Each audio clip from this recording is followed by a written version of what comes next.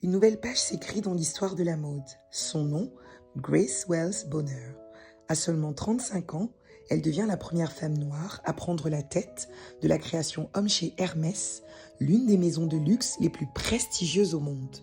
Une nomination historique, mais surtout une étape symbolique pour l'industrie du luxe.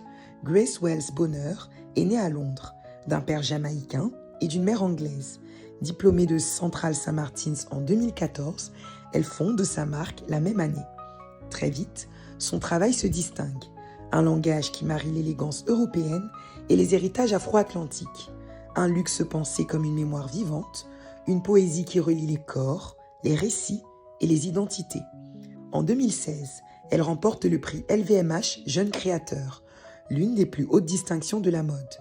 Ces défilés ne sont pas seulement des collections, ce sont des conversations, des hommages, des dialogues entre héritage et futur. Alors, qu'est-ce que cela change chez Hermès ? Une maison connue pour sa continuité, sa tradition, sa précision. En 2024, Hermès atteint 15,2 milliards d'euros de chiffre d'affaires.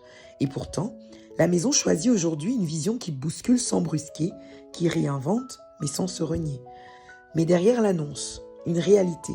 Les postes de direction créative dans le luxe restent majoritairement masculins et blancs. Selon Business of Fashion, moins de 30% de ces postes sont occupés par des femmes. Et parmi elles, une fraction infime sont des femmes noires. La nomination de Grace Wales Bonheur n'est donc pas seulement individuelle, elle est collective.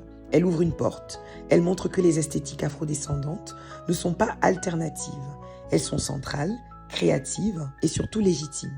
Ce n'est pas seulement une créatrice qui entre chez Hermès, c'est toute une vision du monde qui prend place. Une vision qui dit que le luxe n'est pas un statut, le luxe est d'abord et avant tout un langage. Un langage qui vient relier les histoires, les cultures et même les sensibilités. L'élégance mondiale parlerait-elle aussi avec nos voix, avec nos couleurs, avec nos héritages, avec nos récits ? Ce moment n'est pas une finalité, c'est bien sûr un début.